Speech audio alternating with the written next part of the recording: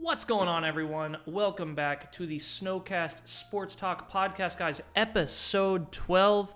Josh's second episode, getting it under his belt, being our co-host.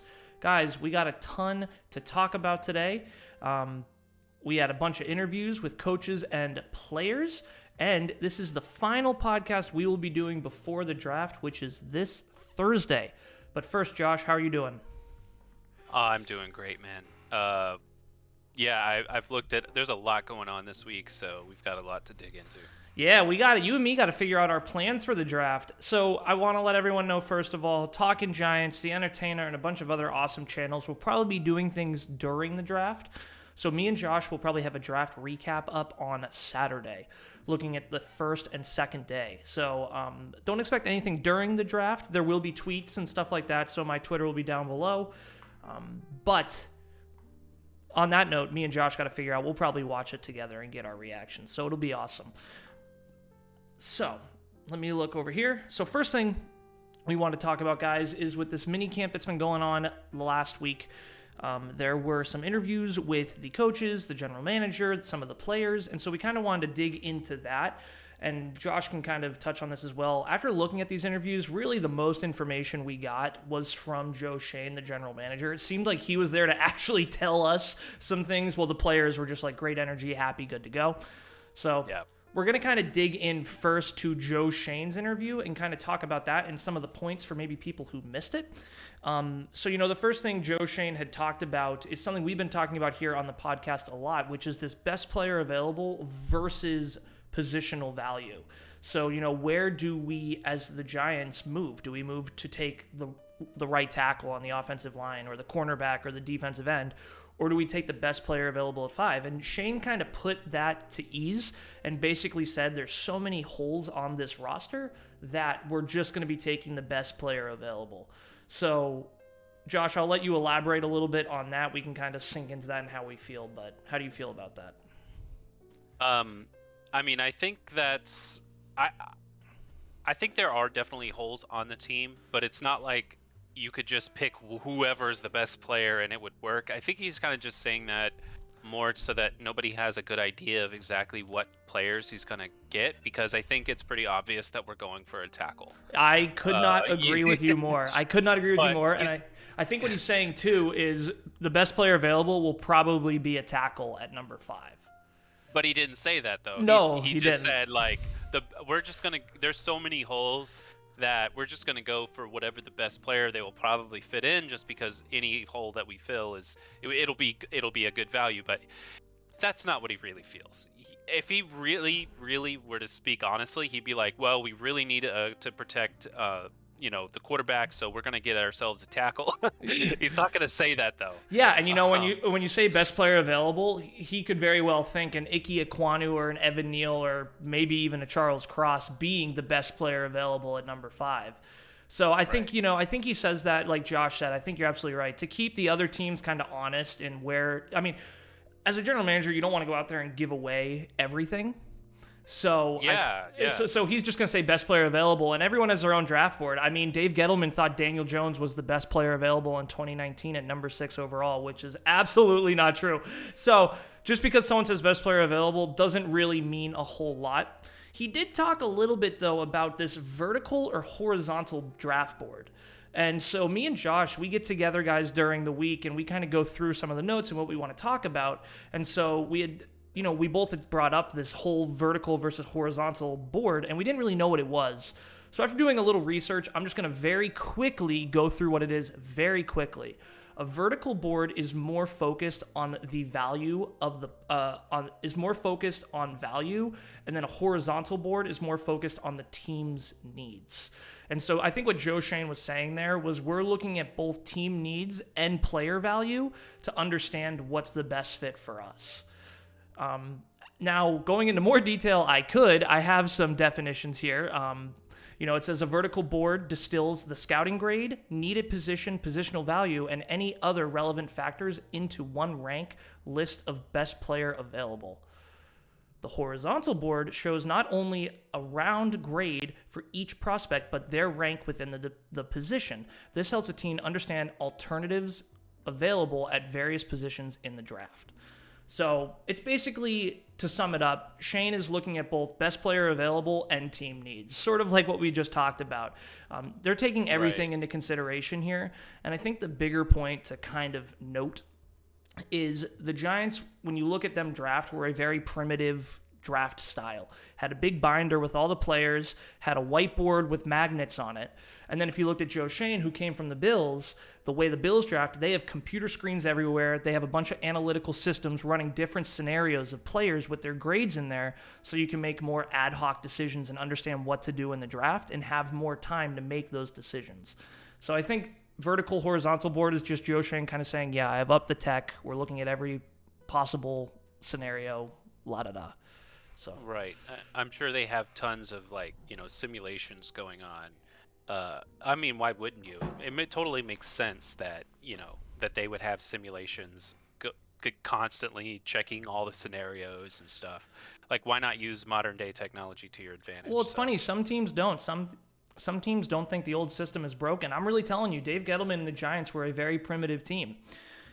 Last year, when I kind of just rescinded all my love for the Giants and was done with them after the Washington game, I did a lot of research on the Bills, and you should see their draft room. I mean, it is high tech, a lot of different computers doing a lot of different things, and really optimizing those analytics to be able to make decisions. So it seems like the Giants are moving in that direction, which I couldn't be happier with. Yeah, go ahead, Josh. Definitely, it's surprising. It's surprising because when I imagine it in my head, I think about a bunch of coaches sitting around a table, and then there's they have these whiteboards up with their markers and dry erase markers, and that's what I think of. Yeah. But it might not be like that at all. It's everything is done on a computer probably. Well, the best was it's a mix of both. Yeah, the best was in 2020, the draft was done from home. And so we had Dave Gettleman with a tiny little computer and then a thick binder. And it's like, why don't you just have the players in the computer? Why do you have to look in the binder and go through the index to I never understood that. Just not adapting to the times. So either way, I could harp on that forever because it always used to trigger me. One of the other things Shane talked about, though, that was brought up was the Giants have the 5th pick, and then Carolina has the 6th pick, and then we have the 7th. So people were asking, hey, what's your concern with Carolina and that 6th pick? And Shane was like, yeah, huge concern. We don't know what they're doing. And really, no one knows what Carolina's doing. They could go quarterback with a Malik Willis or a Kenny Pickett, or they could go offensive lineman and give Sam Darnold some protection with a Charles Cross or even an Evan Neal or Ike Ekwonu if they fall. So Joe Shane has to take that into consideration when thinking about the draft.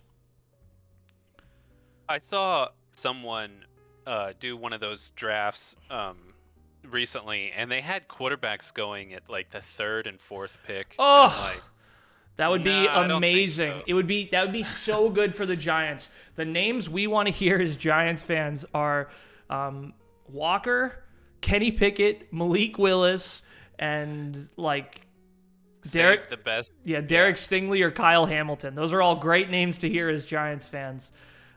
Do I think that'll happen? No, but yeah, save all those juicy picks for us. One of the other interesting things too is the Panthers actually hired a new offensive coordinator. His name is Ben McAdoo. Josh, I don't know if you know that name, but he was actually a Giants head coach in 2016 and 2017. And he failed. Head coach? Yeah, he was a head coach, and he failed miserably. And so he's now the offensive coordinator for the Panthers, and he's doing a press conference, and he literally says in the press conference, Sam Darnold is our quarterback next year. He's our starting quarterback. He said that? And then the next thing he said, he goes, yeah, I got to get better. I always put my foot in my mouth when I'm talking to the media. I want to rescind that. It was Sam McDonald is one of the Sam Darnold. No, he's already on the team. So it's basically like him saying the Panthers are not going to take a quarterback at number 6. Gotcha. Okay. So now that's pretty good info for the Giants if it's true. Now, Ben McAdoo, how much does the offensive coordinator really know about the draft? It's usually up to the head coach and the general manager. But gives you a little bit of input now. Maybe the Panthers are not looking to take a quarterback in this year's draft. So good info for the Giants. This might be a good thing for me to ask a question right now. Go for it. okay, so there's the head coach, and then there's the offensive and defensive coordinator. Mm-hmm. And how is their jobs different from the head coach? Like, it seems like the offensive coordinator and the defensive coordinator are just repeating what the head coach is already doing. So I'm confused as to in terms of how they work together, like on a play in the game. So that's a great question, and it's different with every team. So, for example, when the Giants had Pat Shurmur, he was 2 coaches ago. Excuse me. He was an offensive coach. He actually called the plays. So the offensive coordinator was just more like an assistant. But then when we had Joe Judge didn't call any plays on defense or offense. He let the coordinators call the plays, and Joe was kind of like the manager. So he would maybe say, oh, hey, I think you should throw it here. But then like the coordinators would pick the plays. So usually the way it works is the coordinators create the game plan for the week and then review it with the coach. And a lot of times, Josh, that's why coordinators fail as head coaches. So Pat Shurmur, we're going to talk about it later, coordinators, when they become head coaches, they struggle becoming a head coach, and they struggle focusing on the bigger picture. So it goes all the way down, Josh. So you have a head coach, then you have an offensive coordinator and a defensive coordinator, and then just on the offense, you have a tight ends coach, a wide receivers coach, an offensive line coach, a quarterbacks coach. Because what happens is you create these weekly plans, and these coaches need a lot of time with each position. So it's usually a huge staff. And then sometimes they go even deeper. Like Joe Judge, for some reason, always had a ton of coaches on his staff. And it was almost like too many cooks in the kitchen.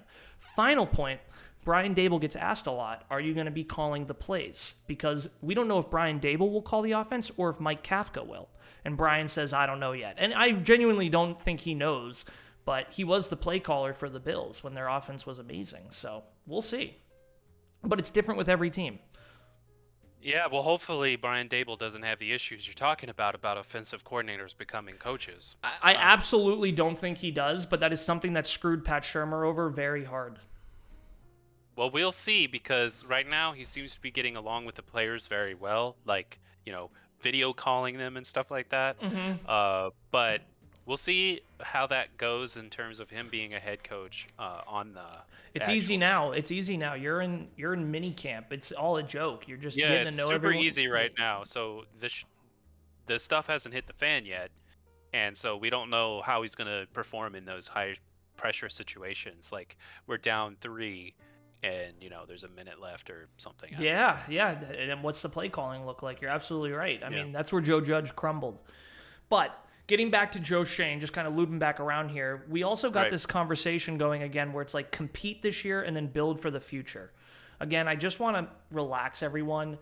The truth is, no matter what we do, we will be better than we were last year. Like, we had so many injuries last year, and the coaching was so inept last year. That's why Joe Schoen can get away with saying we want to compete, because they just want to see improvement. They are absolutely building for the future. It is not a win-now team. That is not what they're doing.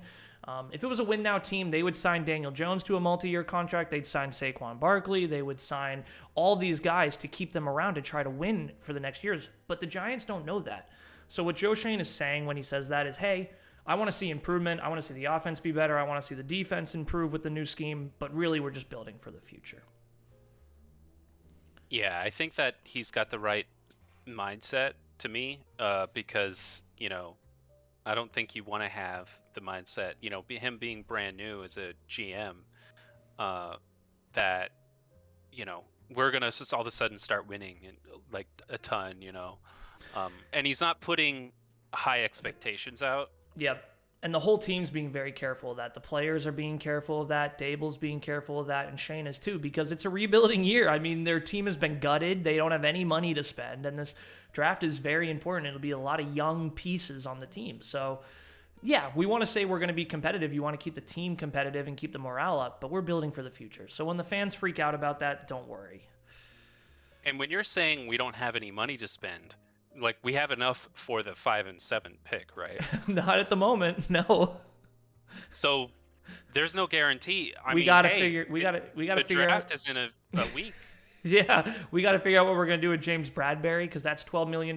That should get us to be able to pay our draft picks. But right now, I don't believe we are there. So it might come down to a draft day trade. Oh my God, dude. Here we are getting hyped about 5 and 7, and we don't even have the money. That's yeah, and Shane, that came up, and Shane said, that's not going to play a factor in our picks. Like if we see a player, we'll figure out what to do with the money. The salary cap is a very what does he say in Wolf of Wall Street? He's like fugazi. It's all just like that's sort of what the salary cap can be. You see competitive teams spending all this money like the Rams, and they always have salary cap space. So the Giants just need to get a little more creative, I think. And there's probably moves they could still make, like James Bradberry. They might just have to cut him. But yeah, I don't think we have the money yet. So that was one of my points here was, Shane hasn't gotten his $40 million yet. When he got the job, he said, I'm going to clear $40 million in cap space. He has not gotten close. He's done some great moves, some great restructurings, and, cutting guys that needed to go, but we're still not there. Yeah, it's like, you say these things, and then once you get in it, you're like, oh, crap. Yeah, and, I think he thought a lot of the players would want to restructure, and they haven't wanted to. I think Bradberry didn't want to. I don't think Logan Ryan wanted to, and I think a lot of these guys, they just got cut because they didn't want to restructure, and you still owe them money. Like, it's not like you get a clean break. Like, they have guaranteed money you have to pay them this year. It's a dead cap hit. Yeah, and we'll get into that in the next few points about... We'll see. So let's just keep going. So, I don't know. I think we kind of went over the next point here about the O-line being important, and then we just kind of talked about... James Bradberry, but it seemed like when they asked about James Bradberry, Joe Shane was a little annoyed. So kind of we can move to that. Joe Shane, I think, showed the most personality. Like he got asked at one point about Charles Cross, and he actually turned around and he goes, "Oh, do you know our draft board?" Yeah. Do you want to know what our draft board is? Yeah. And then another guy asked about the cornerback, and Joe Shane said, "There's going to be a corner at number 5." He's like, oh, I guess you have like the magic ball. I guess or the crystal ball. I guess And so I think Joe Shane was like a little annoyed with some of the questions. But dude, it's the New York media. Like this is what you got into. You're not in Buffalo anymore. You're in New York City, man.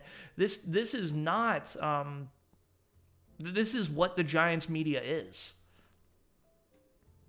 Yeah, absolutely. And a lot of these questions are the questions that I was asking you. Yeah. I was like, why is nobody talking about Cross? What about him? And then that's exactly what the interviewer asked him. It's like, hey, do you think Charles Cross is just as high level a player as the Iquanu and Evan Neal?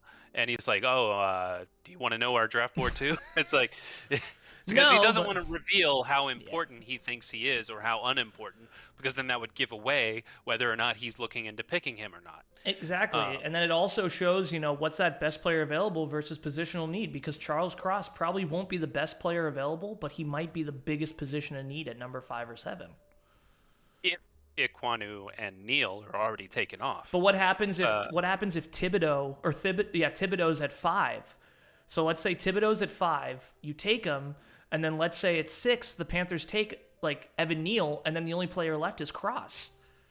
Do you take him? Because he's the positional need, but there might be we might have Kyle Hamilton or a Derek Stingley at number 7 who might be better, like a better player. So I think that's why the media's asking, but he's like, I can't tell you that.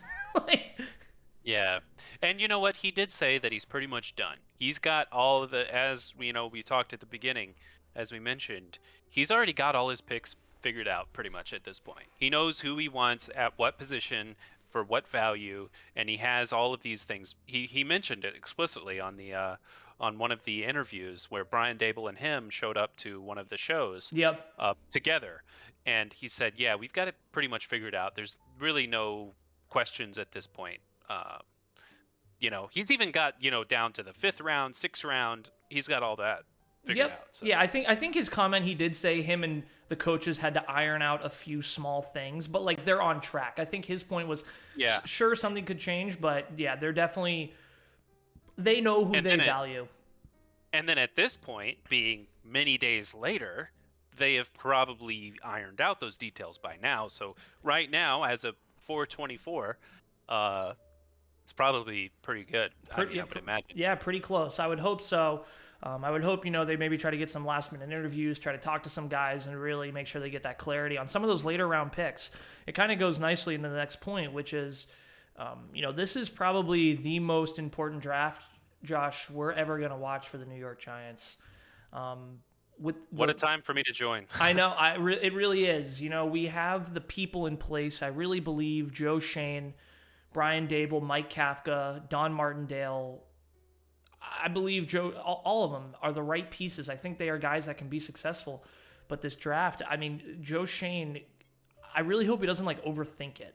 You know what I'm saying? There's just guys that you need, and I hope he doesn't overthink it and then just, try to outsmart everyone. I don't think he will, but... Yeah. That's kind of what I was mentioning on the last podcast, where I was saying that would be the worst case scenario. I didn't put it in very good words. What I really meant to say is if he overthinks it, and like you're saying right now, and he tries to do something interesting and off the tried and true beaten path of picking the top 10 players, there's just a lot of weight that comes with pick 5 and 7 in a team that really needs some foundational building blocks. These aren't luxury picks. These are vital to the future of the team. But I think we do have that comfort of knowing that you're going to get really good players at those picks regardless. It's true. No matter who the first 4 players are, at pick 5, there's going to be a stud there. And at pick 7, there's going to be a stud there. And I really, we'll get into, at the end, we'll do our final draft and what we believe is going to happen. But yeah, absolutely. I just don't want there to be a misunderstanding that if this draft doesn't go well, it's not a big deal. It's a very big deal. I think it's a very, very big deal. So yeah, it's huge. Because when are we going to get 2 first-round picks again like that? It could be 50 years. It could be. I can't remember the last time the Giants had 2 first-round picks. So, and 2 top 10 first-round picks. And it's so perfect that it lines up. Those 2 first-round picks, top 10 first-round picks, line up exactly with the rebuilding and the whole new structure for the coaches and everything. So that lined up really well. It's having all new coaches, a whole new scheme, rebuilding everything, and then to help you rebuild even better, you've got 2 top 10 picks. Well, I think that's the reason. I think that's the reason the owner fired Joe Judge, because he didn't see any light at the end of the tunnel. And what better time? It's so attractive. Hey, come join us. We have some pieces in place that you might need to figure out, but we have 2 top 10 picks, and you can really make your stamp. Yeah. So that's probably what influenced the whole new firing all the coaches to begin with. He's like, you know what? I don't want to keep him here and mess up these 2 first-round picks. You know what I mean? Yeah, or just dig. You don't want to dig the hole deeper. Yeah. I really I'm liking what I'm seeing with Joe Shane. And, he seems confident, and I really liked it. So I was happy with it. Definitely.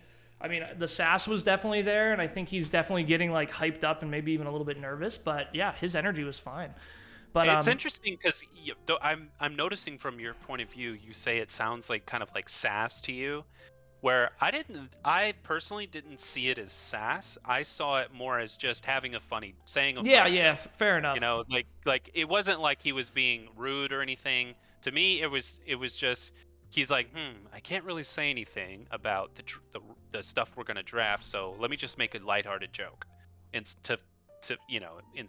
Yeah, to kind of just sound okay or have something to say. Fair enough. Fair enough. Well, the other person we want to talk about a little bit was Brian Dable's interview. Brian Dable didn't give as much, but we have to start with the Kadarius Toney stuff. They asked him, what's the opinion there? And it's just, we're getting all these different arrows pointing in different directions. So Brian Dable comes out and says, KT's not here. We had great attendance, but, I got to talk to him. We've had some calls, and they've been really good. And then you have Pat Leonard coming out and saying the Giants are shopping him and looking to trade him. And so... Yeah. This is the point that I wanted to get to earlier when I said we'll get to that in terms of cap space. Because if we did trade off KT, it's would we then have? No, he's a first round rookie, or first round pick in his second year, so he's probably making anywhere. I don't know his exact number, but I'd say it's anywhere from 5 to 10 million. So it would help. But the thing is, what are we going to get for him? The guy didn't really show a whole lot last year. We'll get into KT for sure. We have a point to talk about him. But I don't know if trading him's the best idea. But let's focus on the Brian Dable aspect of it. Dabes didn't seem like it bothered him too much. He did make the comment that, he hasn't gotten a chance to look at the playbook, which is concerning. You have a whole new coaching staff in here. I can tell you the exact opposite of a Kadarius Toney, or the exact opposite of a sorry, my brother just called me there. I saw it on my phone. The Jason Garrett, Joe Judge offense is a Brian Dable, Mike Kafka offense. So I wish Kadarius was there, but it seemed like Brian or Dabes wasn't too bummed by it or anything. So yeah, it's great because we have these different perspectives and we see the. Yeah, I know. I see your note right now. I'm like, oh wait, no. Josh said he seemed upset. Yeah. Now I thought by reading his body language that he seemed like he wasn't gonna say, "Oh yeah, I'm pissed off that he's not here." Yeah. He's not gonna say that. But I looked based on his facial expression, his real tight lips, and he specifically said, "And the people that don't show up are gonna get behind, but we'll get them caught up later." So it's like that's like a slight dig. It's a slight dig at KT saying, "Well, you're not showing up, so you're gonna get behind, but yeah, we'll catch you up later." I thought internally he was pissed off that he's not showing up and everybody else is, and he's supposed to be an integral part of the team, a super talented guy. And so that's what I picked up. I thought he was annoyed with the fact that KT hasn't showed up, but he didn't say that. But just looking at specifically the words he said and his facial expressions, the tight lips, the shrugged shoulders and things like that made me get the impression that he wasn't too happy that KT wasn't showing up. That's a fair point. And, I think it's tough to get a read on Dabes and how he feels because I think he's having a lot of highs and lows. He's sitting there with Sterling Shepard, Kenny Golladay, Saquon Barkley, Daniel Jones. Like, all these guys are there. And, I'm sure you hear it too, Josh. They talk a lot about culture. Smart, tough, and dependable. That is the mantra of the New York Giants going into 2022: is smart, tough, and dependable. And it seems like Kadarius is none of those. He's not smart. He's not tough. That means he's dumb, weak, and unreliable. Which I can't. I'm not gonna say. I think. Yeah, you know what? Screw it. Let's jump into Kadarius Toney. We're going off script. We need to have where it goes off script. But the Kadarius Toney stuff to me it's so silly. I listened to Talking Giants with the Entertainer, and I felt like they were really authentic about it. And they said, yeah, we're not happy he's not showing up. Like, it's a pause for concern. Like, it's like, oh, he's not showing up. But then, I hear guys too saying, it's voluntary. You don't have to be there. Like, it's not a choice. Look, I don't buy that. It's voluntary, but it's not voluntary. You know what I mean? No. The better point is it's voluntary, but you should go when you're a unproven commodity for a team that didn't pick you now with a new coaching staff in there and everyone else is there. But that's exactly what I mean by it's voluntary, but it's not voluntary. It's like they say it's voluntary, but what they really mean is you've got to have a damn good reason for not showing up, or you need to be someone that's proven themselves as being like like a Michael Strahan. Who didn't show up is Exactly. You need to be a badass for you to not show up and it be like yeah. But if you haven't proven yourself, you need to show everybody that you're gonna work hard to prove yourself on this team, and you're gonna put in all the work. And when you don't show up to these meetings, it kind of just puts you in it doesn't look good. The optic is not good. Especially being in New York too, where everyone's focusing on it. Yeah, it's tough. So for me personally, KT not showing up to me doesn't destroy me. I'm not like, trade this guy. He's not the right culture fit. He's not this. I mean, he might have things going on. But I can understand why people, I don't like the argument where someone, I lost my train of thought there, but it's definitely, it doesn't bother me, but I am concerned about it from the optics standpoint, because the problem is if Kadarius goes out there and plays horrible, like the first couple games, or gets injured, the media is going to be like, this guy never showed up to anything. He didn't get his body right. He didn't learn the playbook. And this is why it's happening. Like, you're creating ammo for yourself later unless you go out and ball out. Like, it's a lot of animosity that's being built up. Not between the team. I think the players are okay, even though a couple guys did comment on it. Yeah, I don't know. It's a bad situation, man. It's like, yeah, I'm kind of talking to myself. He should be there. Let us know. Let us know down below what you think, and like, you guys can definitely be like, it's voluntary. You don't have to show up. But like, people are talking about it, and I wish we were talking about the draft and about all this other stuff. But it's like, it's about KT right now not being there. Yeah, and especially like, even though it's voluntary, they're not gonna slow down for people that don't show up. Or if they do, it pulls everyone back. You know what I'm saying? Like, these guys are getting ahead. Like Sterling Shepard. Yeah, I mean, KT should not be angry if when the game start, if when the team starts playing games, he's not included in the plays as much because he's going to be behind. Yeah, he doesn't have the playbook. I noticed all of the line, like some of the tackles and defensive tackles and stuff. Yep. Defensive tackle is what it's called, right? Yep. You have D lineman or D tackle, same thing. Okay, yeah, because I always get confused between tackle and defensive tackle. Like, it's just tackle without a word. It's not called offensive tackle. Yeah, it is. They call it OT. OT. Yeah. Oh, okay, never mind. So it is. Okay. Anyway, they were talking about how they've already started looking into the tape. I mean, not the tape. They've already started looking into the playbook and looking at learning what all the plays are and getting to know it. And so these guys have a head start. And KT not showing up, he doesn't have the playbook yet, and everybody else does. Yeah, it's cause for concern. I think here on the Snowcast, we are concerned about it, and I hope everything works out. I hope he gets there, and I hope he balls out, and I hope he's an awesome... I mean, when you watch the film on this guy, he's super talented, but... I don't. I want him to go. Look, that's like pie in the sky to me. Like, if he's already shown and proven that, he doesn't really care too much, I don't think he's going to turn over a new leaf. I mean, the problem... People don't do that. Yeah, the problem was his rookie year was like a lot of ups and downs. So, he's the 20th overall pick. His grandmother passed away last year. That's why he missed it. And then he also got COVID. And so he missed a lot of time for that. And he didn't really get on the field until week 4 against the Saints, or week 3. And when he did that, he balled out. And then he was playing against the Cowboys, and he balled out. But then he punched a Cowboy in the head and got ejected from the game. And then he comes back the next week, and then he hurts his ankle on like the first big play he makes. And so it was just like this up and down. We just couldn't really get him on the field to evaluate or see. But man, when you watch him play, Josh, he's so talented. Like, he is so talented. I don't know. I'm seeing the writing on the tea leaves, I think, as it's said. It's like, this guy's going to be an up and down guy in terms of, like, when he plays, it's great. But you know what? I'd rather have a guy playing at a good level all the time than a guy that plays excellent only a few times. Oh, yeah. I mean, the best, what is it?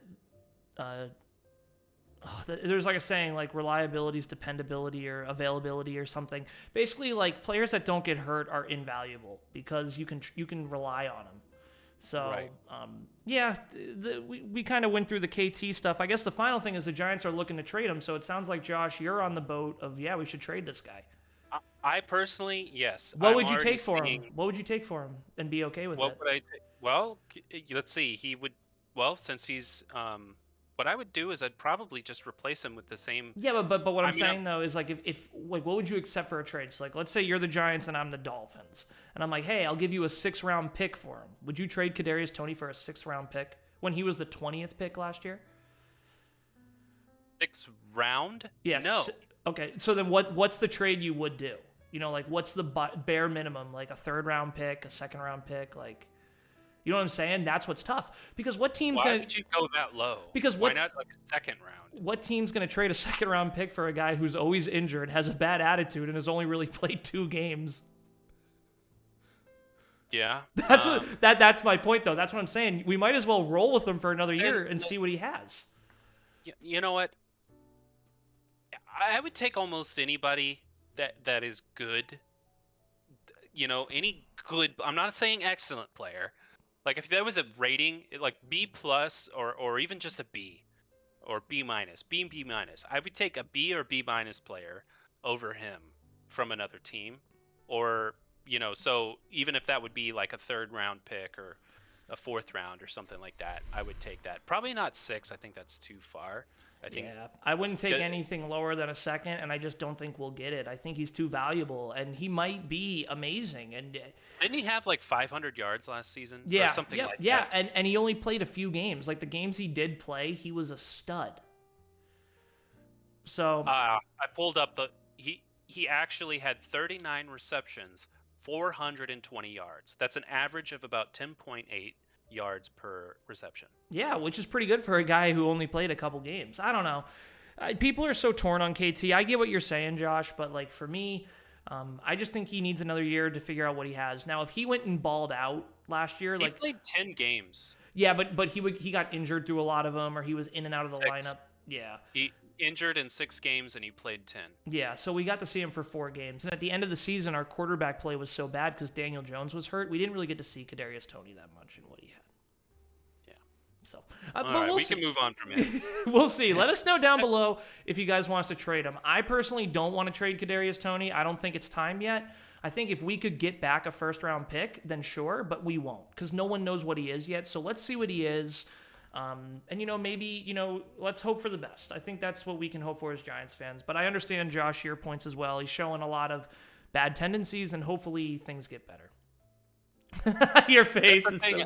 I don't think it is going to get better. I think you just got to get rid of him because he's a bad seed.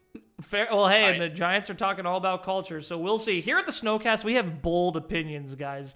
Bold opinions.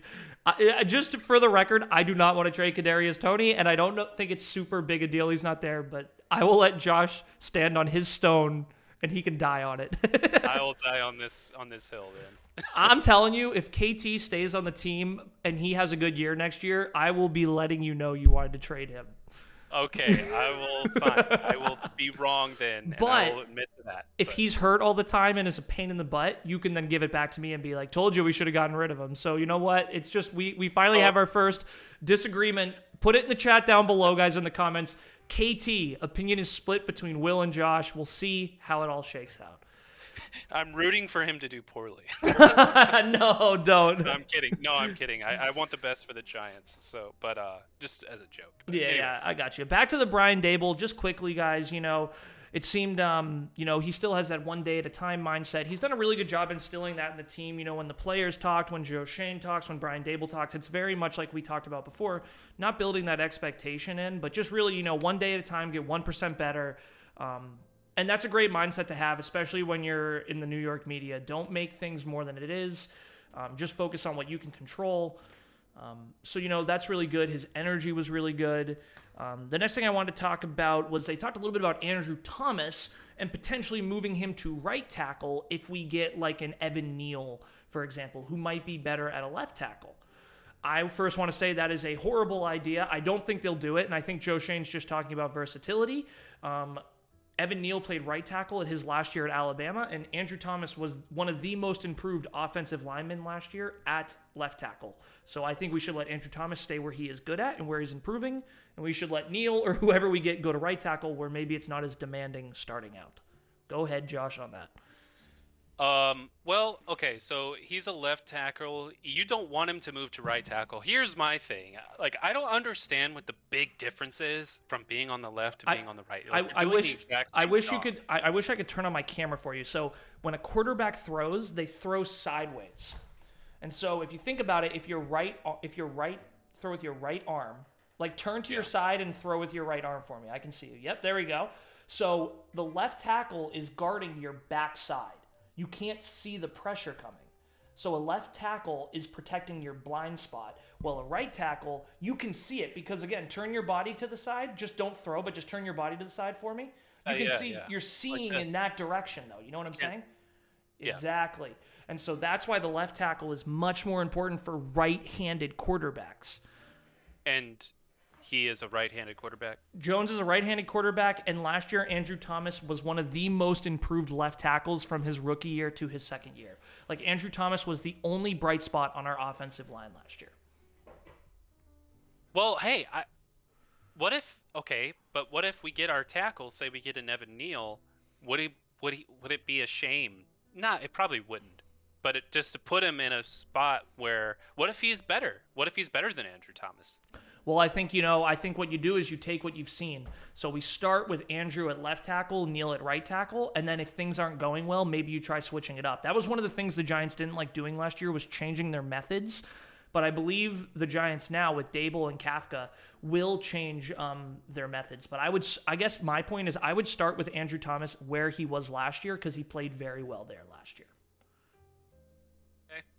So I remain more open-minded in terms of totally move him if we have a better player that can do that is just more talented, then put the more talented player there. It's great that he improved, but improving doesn't mean he's better than the new incoming tackle. I think you learn this in OTAs, which will happen in May, and you learn this in training camp, which will happen. You learn this in the preseason. Maybe try different things, but I think you should expect Andrew Thomas to be where he was last year. Let's not fix what isn't broken. There's so many things broken on the Giants. We don't need to fix other things. But yeah, Brian By the way, Dable. can we put a name? Sorry. No, go ahead. Could we put a name to who is the issue on the offensive line? Like, we have weak spots on the offensive line. We want to get a new tackle. So who is the problem player? Who is the player we're trying to replace? Which one? So they're already gone. So Will Hernandez, who was already gone, and then we had Nate Solder. So Nate Solder was with the Patriots, and he was really good with the Patriots because their scheme was really well done and it worked for him. The Giants, when Dave Gettleman was hired, paid him the most money of any offensive lineman in the NFL, and he was horrible. And then he opted out and didn't play in 2020 due to COVID and his family. And then when he came back, he was at right tackle, and he was horrible there. So we got rid of him, and then we got Billy Price, who we traded for, who was horrible. And then we had Shane Lemieux, who was a draft pick, who was horrible. And then we had Matt Parrott, who was a draft pick, who had no fight in him. All those guys have now been replaced. We got Joe Feliciano. We got Glowinski. We got, there was another one we had put in too. Like we signed some decent offensive linemen that should be able to fill in the interior and center. Then we have Andrew Thomas, and the last piece we need is that right tackle, which is Evan Neal, in my opinion. Wouldn't it be awesome to have that big badass beast right there in front of And I'm telling you, Josh, watch some of the film on the guys we signed. Glowinski's a great lineman. He was with the Colts, and he's very okay. And then watch Feliciano, too. Feliciano was with the Bills last year, and he's kind of underrated as well. I think both those guys could be great interior pieces and great mentors, too. And who's our center? So our center is going to be Feliciano and then Nick Gates. So Nick Gates had a really gruesome injury last year in week 2, and I think he's had over 10 surgeries on that leg. So the Giants just aren't sure if he's going to be able to play this year. That's why we signed a Feliciano to play center from the Bills. Gotcha. So, okay. So a lot of the problem guys are gone, but now we need to get those we need to infuse this offensive line with young players to be taught, So it wouldn't shock me if the Giants take a guard in rounds 3, 4, 5, or 6. It's really exciting. It's really exciting. Yeah, so many possibilities. So, Brian Dable, another thing I want to talk about, we kind of touched on, working as the head coach, not just the coordinator. Big mistake made by Pat Shurmur, who was the Giants coach a couple years ago. Brian Dable's a great offensive coordinator, but he seems to be doing a really good job infusing himself with everyone. He kind of made a point of that to say, hey, I've talked to everyone. There was actually a video that came out of him mic'd up, which, Josh, we will watch after this, or maybe we can pull it up here. And so he's doing a good job. It seems to me he's doing a good job really becoming that head coach. He has the right mentality and the right personality, and when you watch the mic'd up, he's like having fun with the defensive guys, and you can see the defensive players talk about him and the energy he brings. So I think he's doing okay there, but it's something as Giants fans we can be concerned about for sure. Yeah, we had mentioned this earlier, but we'll see. We won't really know until we see him in action. It's true, but it's very true. It's very true. And then finally, just talking about building team chemistry, telling these guys to go hang out outside of the game and go do stuff. He really is. Yeah. He really wants his team to have each other's back. I think the Giants have always been good at that. I don't think under Joe Judge they ever attacked each other or ran into problems, but I think Brian Dable's just putting that emphasis on, hey, we're a team. Like, we all had the same goal. Let's be friends and let's have each other's backs and know each other and know how we tick and then be able to help each other in the game. Yeah, he was talking. He's like, "Hey, players, you guys need to go out and hang out with each other outside of go to the movies or go see a basketball game together or something." He said, "You don't have to be the best of friends, but it helps." Yeah. So he's basically saying, whenever you are friends with your players, it reinforces knowing that you have each other's back, and it helps you play for each other harder, because when that's your friend over there that's getting pushed and shoved, then you care more to protect, your Have quarterback. their back. Yeah, have their back. Yeah. And even Xavier McKinney, one of my favorite players on the Giants, he's a young safety. He even said the Giants, it's not so uptight anymore with Brian Daboll as the head coach. I'm just looking at the article here. He said the communication part of it, it's not so uptight how it was before. He said you can be yourself, you can be you. When we came in here, we always come in here to work, but it's just fun. Everyone being who they are and having fun with it. So it's just a very different mindset than I think what we saw before with Joe Judge. And the truth is, guys, Joe Judge or Brian Daboll, we're just going to see what works. The truth is, both mentalities work. The Patriots are very much a no fun, no nonsense team, and look at how successful they've been. But then if you look at the Chiefs and you look at an Andy Reid or the Rams and a Sean McVay, it's very much that be yourself, have fun, but work. That's work too. So it's just the players you have and adapting to them. Again, not fitting round holes in the square pegs, or square pegs in the round holes, whatever way that goes. Yeah, I really think it's so important that the team has chemistry and, they get along with each other and there's good energy. I think that can go along. I think it's an underrated sort of behind the scenes statistic. Yeah, for sure. The better your team is synergized, the better they'll play together on the field. Josh, the Patriots would win Super Bowls and they'd have no Pro Bowlers besides Tom Brady.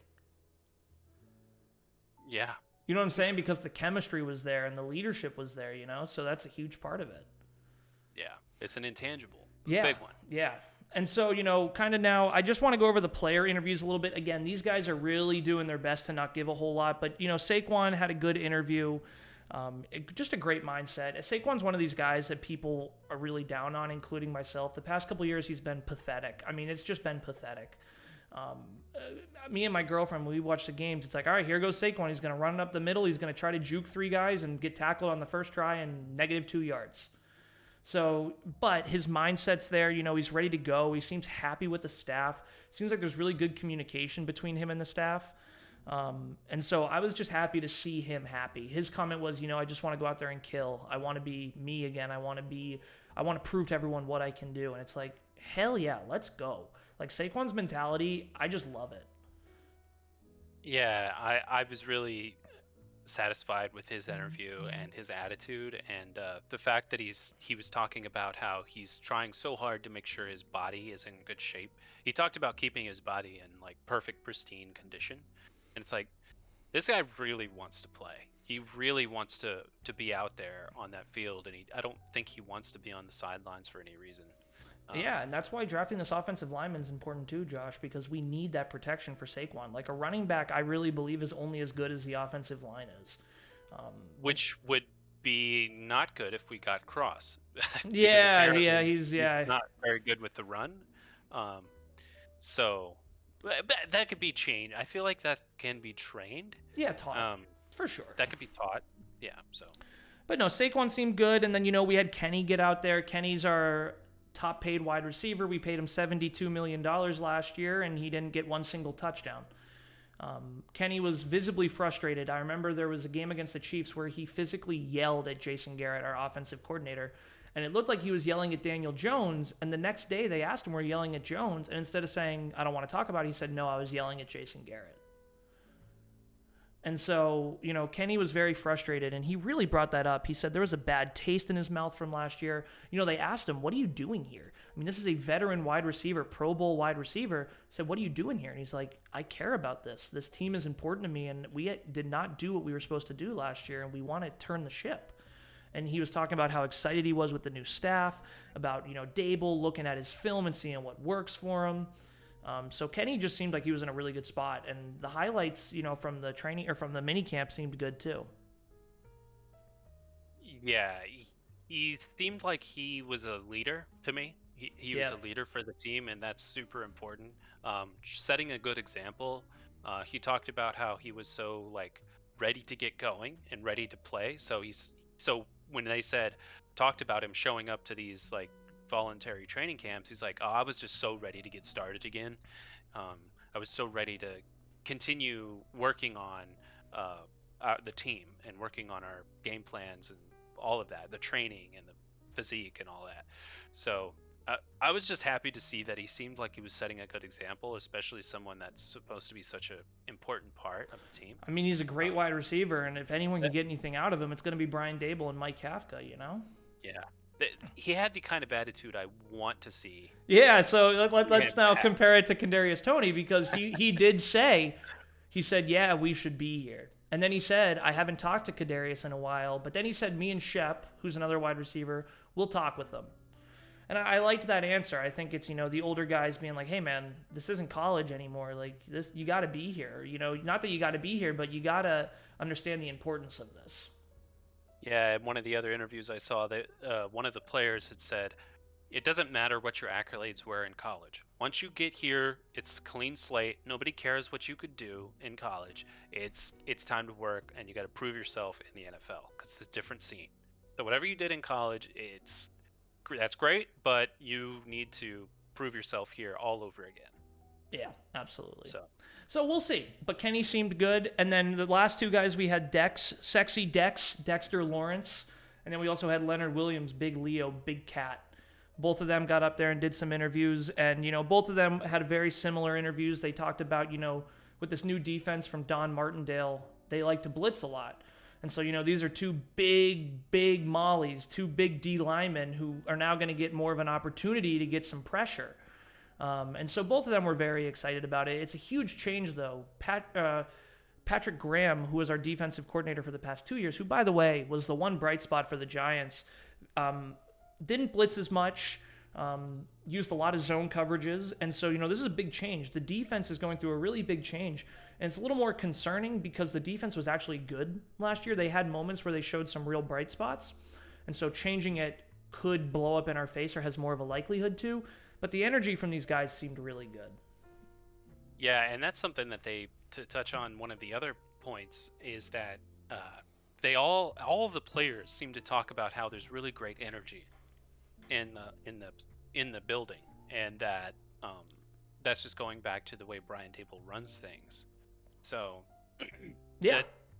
that they all brought up the energy. All of them said that pretty much, and so clearly which is awesome. Something's working. Yeah, which is absolutely awesome. So, the interviews, just to wrap up the interviews, everything was good. We did get a lot of information. I mean, we got 52 minutes and 49 seconds of information, to kind of talk about. And so, yeah, everything seems good. It's going to be exciting here going into the draft. So, the final point is, Josh, it's time for us to make our draft predictions. So if you want, I can go first, or if you want to go first, I think I have mine. You go first. All right. Number 5, we're taking Evan Neal. Number 7, we're taking Sauce Gardner. Wow. You changed to mine. That's what I had said last time. I want Kayvon, man. I want Kayvon, but I think he's gone at 4. I think the Jets are going to take him. I think 5 is actually, I've changed to Aquanu. I think that we're going to end up drafting Eki Aquanu. You think Neal's going to go at 3 to the Texans? I think that even if he's not gone, the Giants will still pick Eki Aquanu. Wow! Yeah. Over Neal. I think so, yeah, because Neal, does have great size and stuff, and that's awesome. But I feel like Aquanu just has more raw talent. Yeah. Not in terms of just size, but in terms of raw talent. He's also a mean mofo, man. He plays with fire.